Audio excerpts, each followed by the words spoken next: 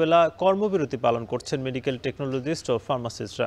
এতে চরম ভোগান্তিতে পড়ছেন রোগী এবং স্বজনরা। নিয়ে জানাতে চট্টগ্রাম মেডিকেল কলেজ হাসপাতাল থেকে যুক্ত হচ্ছেন ফয়সাল করিম এবং বরিশাল শেরি বাংলা মেডিকেল কলেজ থেকে যুক্ত হবেন ফিরদৌস সোহাগ। শুরুতে যেতে চাই ফয়সালের কাছে। ফয়সাল, জানাবেন যে আন্দোলনকারীরা কি বলছেন এবং রোগীদেরও তো দুর্ভোগ হচ্ছে, সেটা আসলে কেমন?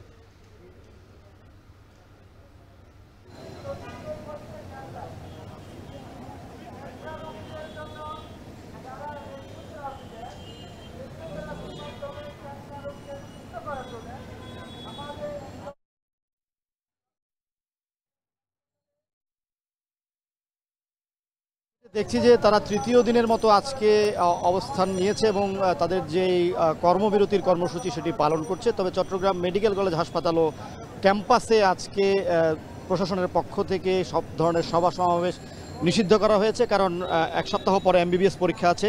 তো তারা আজকে তাদের অবস্থান নিয়েছেন যেই প্রবেশ পথ আছে চট্টগ্রাম মেডিকেল কলেজ হাসপাতালে, সেই প্রবেশ পথে যে ফুটপাথ আছে সেখানে অবস্থান নিয়ে তারা কর্মবিরতি কর্মসূচি পালন করছেন। এবং আমরা যেটি দেখেছি যে তারা কমপ্লিট শাটডাউনের ঘোষণা দিলেও আজকে তারা তাদের কর্মসূচিটাকে সীমিত করে 4 ঘন্টায় নিয়ে এসেছে, অর্থাৎ সকাল 8টা থেকে বেলা 12টা পর্যন্ত এই কর্মসূচি পালন করছেন তারা। কিন্তু আমরা যেটি দেখি যে মূলত সকাল 8টা থেকে বেলা 1টা পর্যন্ত যে এই পরীক্ষাগুলো সেগুলো কিন্তু মূলত হয়ে থাকে চট্টগ্রাম মেডিকেল কলেজ হাসপাতালে। অধিকাংশ পরীক্ষায় কিন্তু এই সময়টার মধ্যে হয়, যেই সময়টাতে তারা কর্মবিরতি পালন করছেন। অর্থাৎ হাজার হাজার রোগী কিন্তু এই পরীক্ষাগারগুলোতে এসে, ল্যাবে এসে কিংবা ফার্মেসিতে এসে দীর্ঘ সারিতে অপেক্ষা করছেন ঘন্টার পর ঘন্টা। গতকালকে আমরা দেখেছি অনেকেই কিন্তু জানতেন না এই কর্মবিরতির খবর, তারা এসে দুর্ভোগে পড়েছেন, ঘন্টার পর ঘন্টা অপেক্ষা করেছেন। নানা বয়সী মানুষ আমরা দেখেছি, বৃদ্ধ মানুষ এসে অপেক্ষা করছেন, শিশুরা অপেক্ষা করছেন, নারীরা অপেক্ষা করছেন। তারা কেউই জানতেন না এই কর্মবিরতির খবর, যে কারণে একটি বড়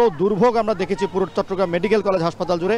আজকেও দৃশ্যটা তেমনই, কিন্তু যারা আন্দোলন করছেন তারা বলছেন যে সেটি তাদের দাবি নয়, সেটি তারা অধিকার হিসেবে বলছেন। কারণ এই 10ম গ্রেডে উন্নীত হলে মূলত প্রতি বছর তারা পরীক্ষা দিতে পারবেন, অর্থাৎ নিয়োগ পরীক্ষা হবে প্রতি বছর, পিএসসির আওতায় তারা চলে আসবেন। যে কারণে যে জনবল সংকট আছে সরকারি হাসপাতালগুলোতে, ল্যাব এবং পরীক্ষাগারে কিংবা ফার্মেসিতে, সেই জনবল সংকটটা দূর হবে।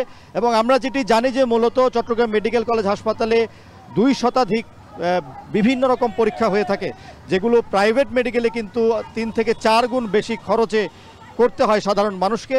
এবং এই পরীক্ষাগুলো যেহেতু স্বল্পমূল্যে করতে পারেন সেহেতু সবসময় কিন্তু রোগীর চাপ থাকে, কিন্তু তারপরও আসলে আমরা যেটি দেখি জনবল সংকট থাকার কারণে পুরোপুরি সেবা দিতে পারে না চট্টগ্রাম মেডিকেল কলেজ হাসপাতাল। তো তারা দাবি করছেন যে 10ম গ্রেডে যদি উন্নীত করা হয় তবে এই যে নিয়োগ পরীক্ষার মাধ্যমে যে জনবল সংকট সেটি যেমন দূর হবে, তেমনি জনসেবা বাড়বে। কিন্তু এখন যে জনদুর্ভোগ আমরা দেখছি সেই জনদুর্ভোগের কথাও মানুষজন বলছেন যে আসলে এই ধরনের কর্মবিরতি তাদের প্রত্যাশিত নয়।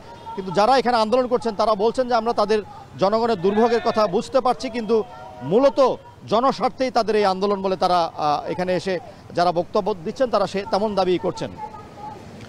যেতে চাই বরিশালে ফিরদৌস সোহাগের কাছে। সোহাগ, জানাবেন যে কর্মসূচিতে হাসপাতালে চিকিৎসা সেবা কতটা ব্যাহত হচ্ছে এবং রোগীদের বক্তব্যটা কি? আপনাকে ধন্যবাদ। সারা দেশের মতো বরিশালেও চলছে মেডিকেলের টেকনোলজিস্ট এবং ফার্মাসিস্টদের কর্মবিরতি। এই কর্মবিরতি শুরু হয়েছে এখন থেকে 3 দিন আগে, আজ পর্যন্ত অব্যাহত রয়েছে এবং প্রতিদিনই সকাল থেকে শুরু হয়ে দুপুর 12টা পর্যন্ত অর্ধবেলা চলে। আজকেও পূর্ণবেলা হওয়ার কথা ছিল, কিন্তু এই যারা সাধারণ রোগী আছে তাদের কথা বিবেচনা করে পূর্ণ দিবস থেকে কমিয়ে অর্ধ দিবস করা হয়েছে।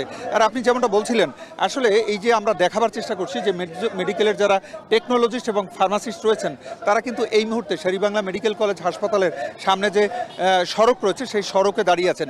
অর্থাৎ বোঝাই যায় যাদের কাজ থাকে রোগীদের জন্য, রোগীদের সেবা করায়, তারা যদি রাস্তায় থাকে তাহলে রোগীদের পরিস্থিতি কি হয় এটি কিন্তু একটু অনমীয়ই। একটু জানিয়ে রাখি যে 10ম গ্রেড বাস্তবায়ন পরিষদ রয়েছে মেডিকেল টেকনোলজিস্ট ও ফার্মাসিস্টদের, তারা আন্দোলন চালিয়ে যাচ্ছে এবং এই পরিষদের দাবি একটাই, সেটি হচ্ছে 10ম গ্রেডে উন্নীত করা। এই 10ম গ্রেডে যদি উন্নীত করা যায় তাহলে তারা কিন্তু কর্মকর্তা লেভেলে চলে যাবেন এবং তাদের পরীক্ষা হবে পদোন্নতি হবে, এই বিষয়টি তারা শুধু চাচ্ছেন। এর বাইরে আর কোনো চাওয়া এই মুহূর্তে তাদের হাতে নেই।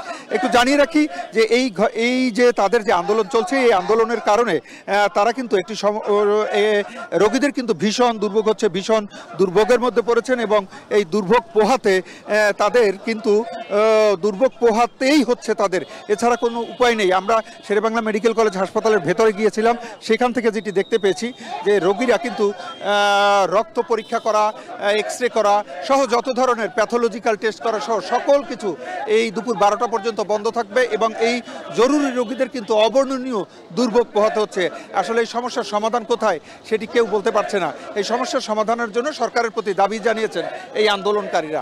আজকে এতটুকুই ছিল বরিশাল শেরেবাংলা মেডিকেল কলেজ হাসপাতালের সামনে যে আন্দোলন হচ্ছে 10ম গ্রেডে উন্নীত করার দাবিতে মেডিকেল টেকনোলজিস্ট ও ফার্মাসিস্টরা যে আন্দোলন করছে তার সবশেষ খবর।